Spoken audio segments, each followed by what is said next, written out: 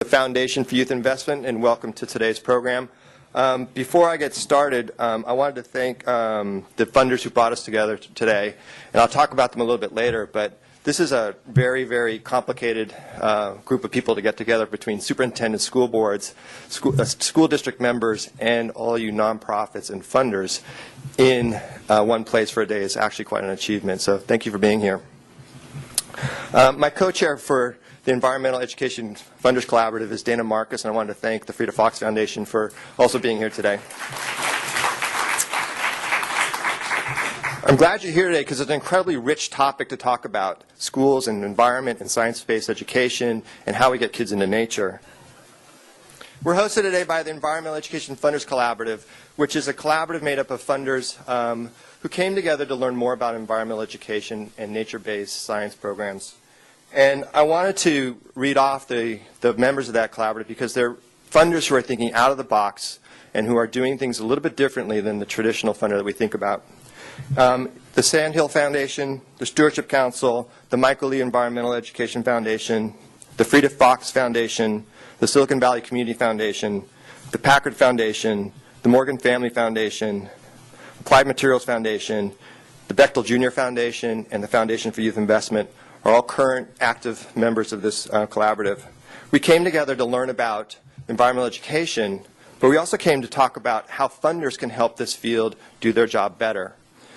We wanted to learn and share environmental education learnings, but we also wanted to learn about what's the best practices in this field.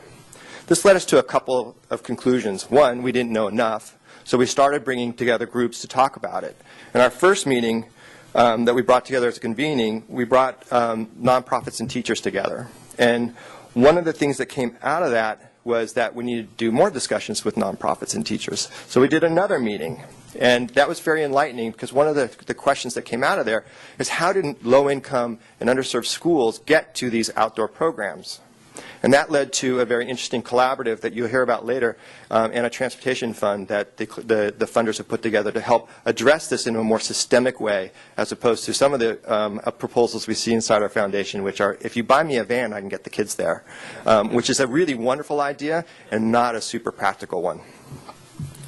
Today we take on the question of upper district level systems and how they can help the field. And so our audience today, while there's many nonprofits and funders in the room, the audience is actually about upper level district management and superintendent's offices and how they can help this work. We also welcome our school board members because it's an interesting thing. We don't typically talk about our school boards as having a major role in what happens inside the classroom, and yet they play a pivotal role in what happens inside a school district. And so their support in this field is actually incredibly critical. And so getting the information that's out here today to those systems is part of our goal. So today we come in to talk about nature-based science education experiences. And we want you to walk away with kind of three takeaways. Be fluent in the educational outcomes of environmental education and science-based programs in nature. Learn about the resources available in your district and in our area that you might be able to tap into. And we want you to make connections with great examples and best practices that other districts are using currently. So keep in mind that we're offering solutions that non-governmental organizations and our community can integrate into their programs, their systems, into their nonprofits and their schools. That these service providers that you're seeing are there to support your school and your kids. All these programs recognize the pressures of school districts and the pressures on the classroom teacher. They are all looking to provide support, not to add a burden into your classrooms. You are the key to the success of this movement. Without you, it won't work. If we can figure out a way to make all these collaborations actually function, then we will see an incredible growth not only in our kids' ability to get into nature, but also in the other things we're all looking for, which include academic outcomes, kids who get along, kids who enjoy school, and all the wonderful things we know that getting out into nature can do. So, in short, your leadership is critical. And so what we're here to do today is provide some of that fuel and some of those evidence that you need to go do your jobs. But I want to tell you a quick story, because as a classroom teacher, I had an aha moment as an educator in the outdoors. I was taking a backpacking trip with a group of kids up in Point Reyes to Sky Camp. How many of you have been to Sky Camp? So you know that long trail coming out of Bear Valley up to the top. And I was hiking with a young woman who was actually an AP student, had been through biology, was in her junior year. She was doing quite well in school. She was a bilingual immigrant. And she turned to me with her backpack on, and she kind of stumbled, and she said, "Steve, who planted all these trees?" And I went, oh my goodness. She's never been outside.